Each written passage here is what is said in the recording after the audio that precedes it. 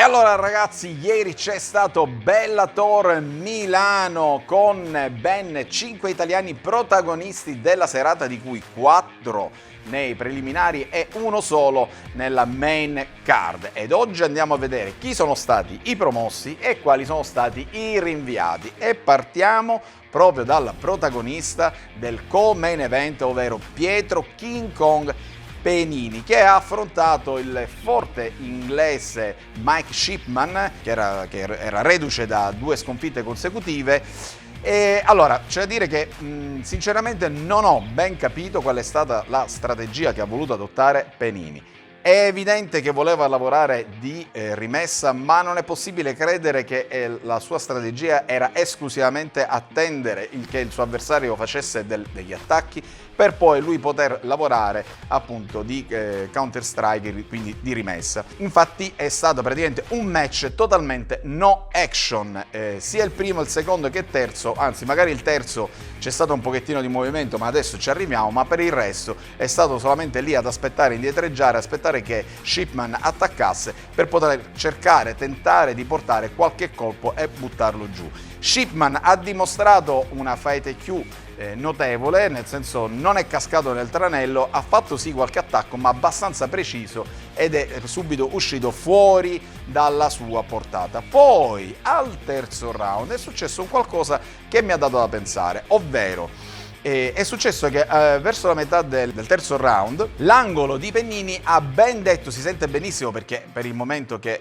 in periodo di Covid dove non c'è il tifo si riesce a sentire bene l'angolo. Ebbene, l'angolo ha avvisato Penini, ha detto attenzione, sta per cambiare livello, sta per cercare di portarti giù, e dopo pochissimi secondi si vede appunto Shipman che porta a spalle alla gabbia Penini ed effettua un takedown, e poi da lì inizia a lavorare in ground and pound. Attenzione, Penini è riuscito più o meno a tamponare l'attacco di Shipman, ma senza fare in realtà granché. Quindi da questo ne deduco che probabilmente non è stato tanto la strategia iniziale, ma quanto il feeling fra Penini e l'angolo che ha portato Penini, ahimè, a perdere per decisione unanime. Poi andiamo a vedere il secondo rinviato della serata. In questo caso parliamo di Nicolò The Monkey King Solli, che ha affrontato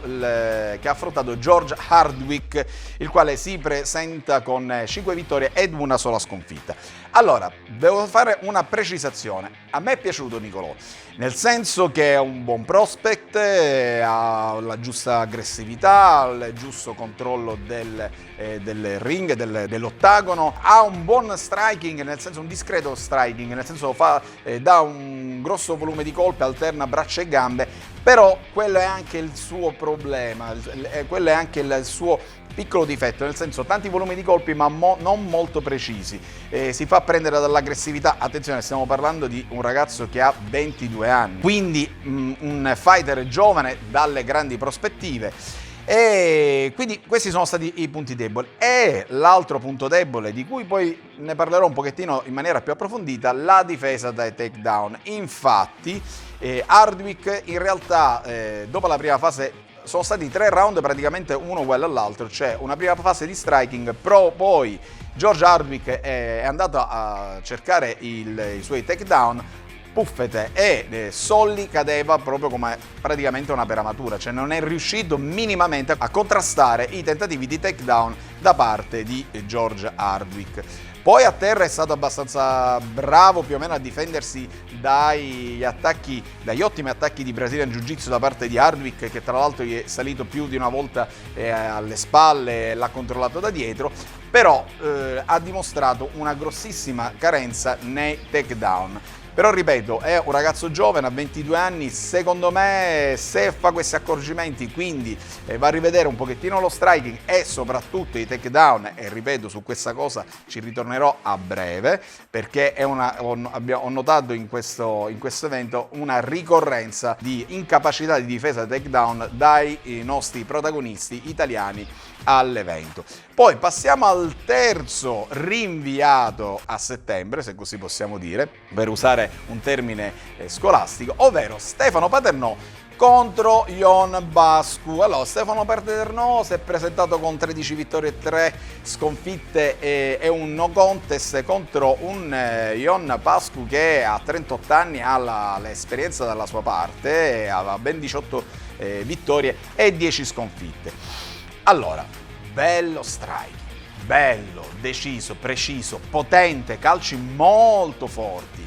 Un bel Brazilian Jiu-Jitsu, ha mostrato un ottimo, a mio avviso, ottimo no, perché ora ci arriviamo, un buon Brazilian Jiu-Jitsu, nel senso che spalla a terra è riuscito a muoversi bene, a controllare il ground and pound del suo avversario, però allora anche lui difficoltà, o meglio incapacità di difendersi dai takedown. Non appena Pasqua aumentava il ritmo e cercava di portarlo in takedown, buffete, non è riuscito minimamente a contrastare questo suo attacco. Dopodiché a terra ha fatto sì un buon lavoro di Brazilian Jiu-Jitsu, però non particolarmente attivo, e ha sì provato a fare tentativi di finalizzazione, ma non è riuscito appunto a portarlo a termine. Attenzione, c'è da dire pure che Pascu, come detto poc'anzi, è un veterano, non è sicuramente uno che sale per la prima volta, entra per la prima volta nella gabbia, ma sicuramente ritengo che Paternò possa fare molto di più. Quindi sicuramente per Stefano bisogna andare a rivedere questa difesa da takedown, che ripeto, sia Pennini, sia Solli, sia Paternò hanno dimostrato una fortissima carenza dai takedown, non sono stati in grado di contrastare minimamente una qualsiasi iniziativa in tal senso. Invece adesso passiamo ai promossi, e allora sicuramente abbiamo Chiara Penco, la Beastie Barbie, che si presenta con 4 vittorie e 2 sole sconfitte contro Alexandra Lamenova, che si presenta al match con 2 vittorie, 1 sconfitta e un no contest. Allora, Chiara vince a mio avviso, ma non convince. Perché? Allora, intanto è totalmente, a mio avviso, da rivedere lo striking. Ragazzi, sia nel primo che nel secondo round, guardia aperta, fianco sinistro totalmente disponibile per un overhand da parte della sua avversaria, e che appunto ne ha approfittato ed è riuscita a entrare più di un diretto destro sul suo zigomo sinistro, che per fortuna sua non sono stati colpi così particolarmente potenti da buttarla giù, ma io non riesco a comprendere come sia possibile che prendi il primo, prendi il secondo, ma non puoi rimanere sempre in quella posizione e prendertene più di una. Poi, bene, il Brasile Jiu-Jitsu va bene, ha dimostrato di sapersi muovere a terra, però sia nel primo che nel secondo round è riuscita a creare un triangolo al collo, ma non è riuscita a finalizzarla. Ora, attenzione, ci può stare che non l'hai presa bene, ci può stare, però non lo so, secondo me è da rivedere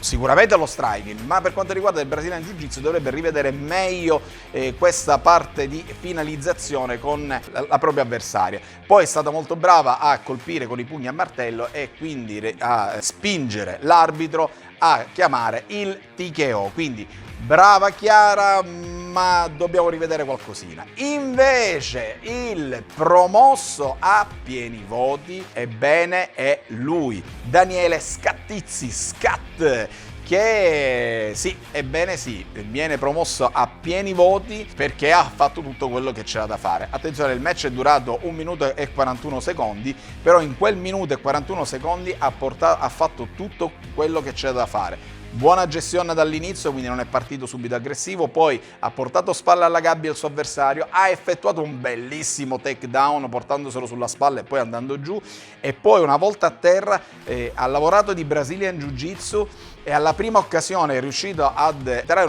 una mezza ghigliottina che poi con calma e pazienza è riuscita a completare e quindi a far battere il suo avversario, che ricordiamo essere Gavin Hughes, il quale si presentava con 10 vittorie ed una sola sconfitta. Quindi tutto sommato, dal mio punto di vista, devo dire che in linea di massima i nostri 5 protagonisti hanno comunque fatto una bella figura, non sono andati malissimo, però è decisamente da andare a rivedere questa difesa dai takedown. Però ho visto un livello generale di MMA abbastanza buono, e soprattutto Paternò e Solli, che sono stati rinviati, ma secondo me con qualche piccola modifica, con qualche piccola rivisitazione della loro tecnica, della loro strategia, possono fare bene.